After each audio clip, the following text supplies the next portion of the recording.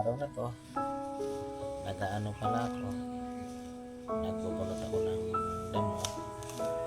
Kasi yung damo na yun, hindi ko kinakain ng mga alaga kong mga kambing, hindi kailangan silang bunutin. Kasi pag hindi mo bunutin yung kakapan namin, hindi naman siya kinakain ng kambing at saka tupa. Kaya kailangan talaga siyang bubunutin.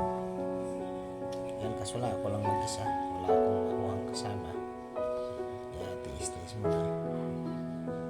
Ayun sa araw na to, napakainit. Sobrang init. Kaya yung pahinga ko din sa isang tabi. Sobrang kainit kasi ng panahon. Kaya kailangan tiisin ng init para matapos na yung gagawin. Ayun, kaso lang napakarami talaga niya. Pinupunot ko, ang tigas pa. Kaya gumagamit ako ng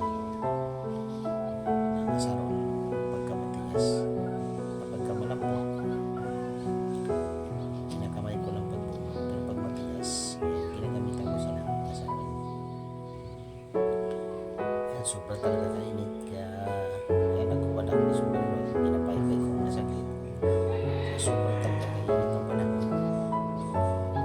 Yan, kaya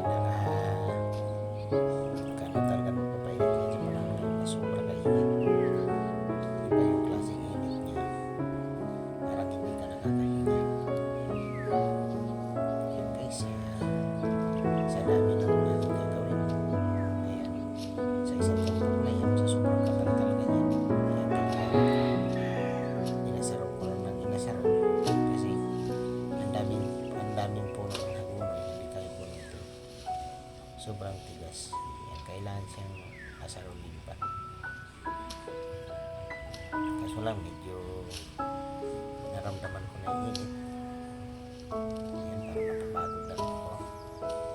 Kaya naisip-isip ko na maya magpapahinga na lang muna. Sobrang kainit ang panahon talaga. Kaya sinisipa-sipa ko yung damo kasi hindi pa kahit nabunot na may ugat pang natitira. Saka yan, pinapagpag ko yung lupa para hindi siya tutubo. Kasi baka may hapon maulan, mapaliwala lang din yung binubunot kong damo na tawagin natin.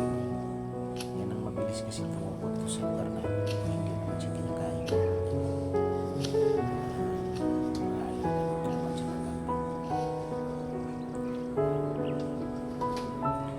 Yan, nahinga muna ako, tayo-tayo muna, lakad ng kaunti para makarelax-relax ng kaunti. Kasi sobrang init, kailangan lakad-lakad muna kasi sobrang init ang panahon. Ating asarol ulit. Kailangan ng konting pahinga. Kaya yung mga alaga ko, nagpipita na sa akin. Kailangan kasi pinabunod ko. Tignan mo yung damo na nakakain. Kaya yung mga alaga ko, ayan, naglalapitan sila. Meron ako dalang pagkain.